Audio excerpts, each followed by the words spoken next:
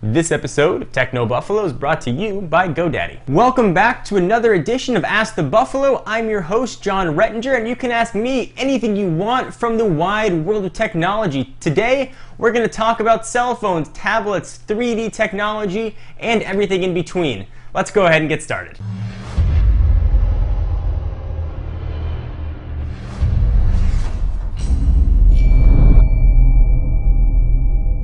So here on Ask the Buffalo, it's the best farm animal themed technology show where you can ask anything that you want from the world of technology. To ask your questions, you can do it in two ways. First, you can go ahead and send me a question on Twitter, either at John4Lakers or at TechnoBuffalo, and use the hashtag AskTheBee and ask whatever question you want. Otherwise, once a week on TechnoBuffalo.com, we post up an article asking folks to leave your questions and comments. So if you have something you want to ask me and you want to see it broadcast on the wide Revision 3 channels, you go ahead and check out TechnoBuffalo.com or just say hi to me on Twitter. You know, no big deal. So let's go ahead and jump right into our first question, which comes from user BenRang888, lots of eights, who asks, John, is your tablet of choice the iPad 2? If not, what is your tablet of choice? Well, a few months ago, if someone were to ask me what tablet I recommended, it would have unanimously been the iPad 2. I was grossly underwhelmed with the Android offerings that were out there. However, that was before the Asus Transformer and this guy behind me, the Samsung Galaxy Tab 10.1. The Transformer and the Tab 10.1 are both awesome in performance, awesome in specs. However, the Tab 10.1 behind me is extremely thin, thinner than the Asus Transformer. So if you're looking for a new tablet, I can wholeheartedly recommend the Galaxy Tab 10.1 or the iPad 2 as the two best tablets out there. The screens are beautiful, they are beefed up processor-wise, they're going to do everything that you need them to do. Alright, so our next question goes to the world of BlackBerry from Jordan Canning 17, who asked, John, do you think the BlackBerry Bold 9900 is worth the money, or should I wait and get an iPhone? Presumably he means wait to get an iPhone 5 or iPhone 4S, whatever they decide to call it.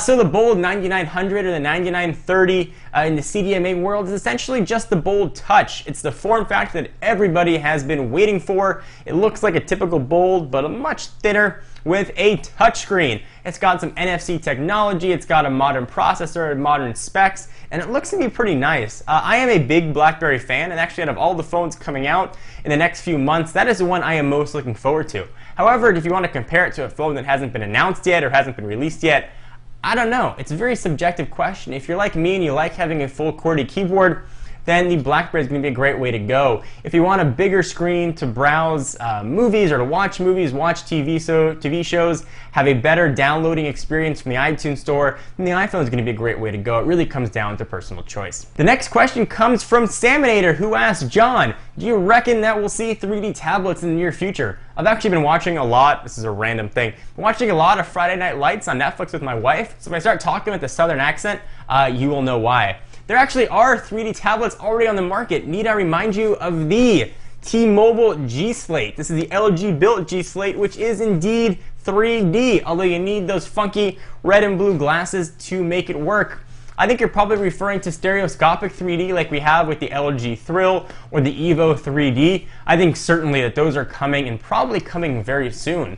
I think a new type of glasses-free technology that we might see is actually one that uses the front-facing camera found on most modern tablets. The screens are exactly as they are right now, where they can be any type of screen, and actually senses where your head is, and it can adjust the images depending on where you move it. That's my moving of the head thing. So I think we're going to see 3D tablets very, very, very soon. This next question is more on the personal side and comes from Trinity Brown, who asked, John, what was your first computer and how'd you get so interested in tech?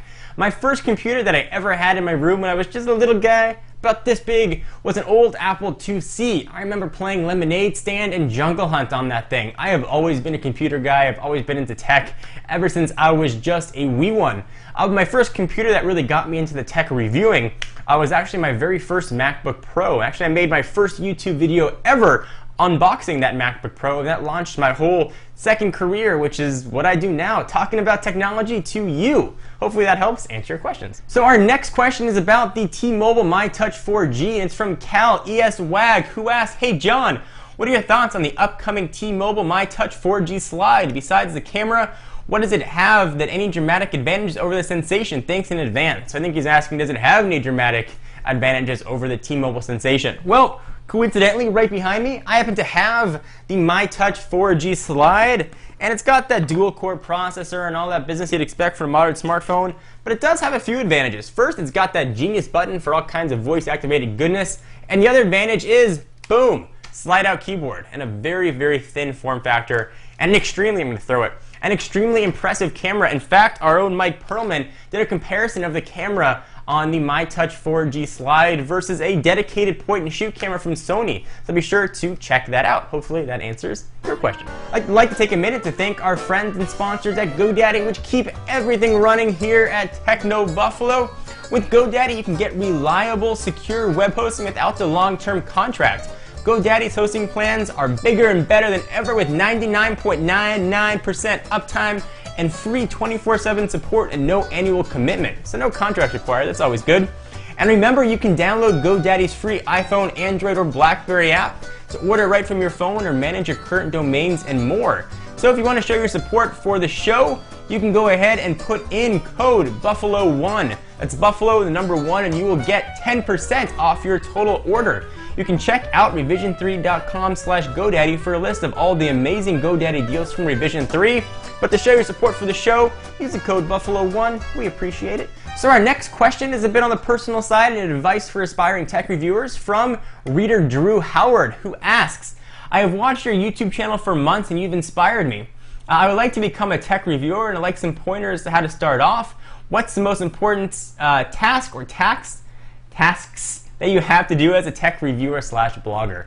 I created a whole series. You can check it out on Techno Buffalo. It's advice for aspiring tech reviewers. But the best advice that I can give to anyone is find your own voice. Don't try and emulate my style or anybody else's style out there. Find your own sense of who you are and show some personality. Don't be afraid to make a little bit of a fool of yourself. Have some fun with what you're doing. Don't just say, here's the T-Mobile MyTouch 4G. It has 1.2 gigahertz Qualcomm Snapdragon processor. It can record 1080p video. It has a genius button. Make sure you show a bit of personality. You can talk about it. You can tell some anecdotes about your life in there. You don't have to go out and buy all the stuff. You don't have to be rich to be a tech reviewer. You can talk about things that have just been announced, what your thoughts are.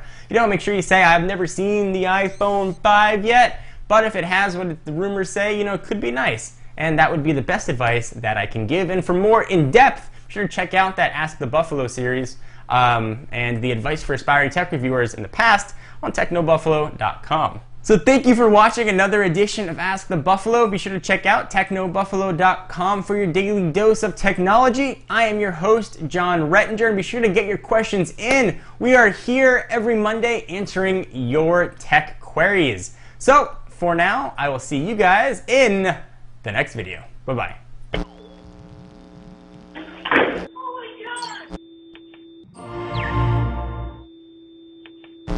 So that was another edition of Ask the Buffalo. I am the Buffalo. That was awful. I am the Buffalo John Rettinger.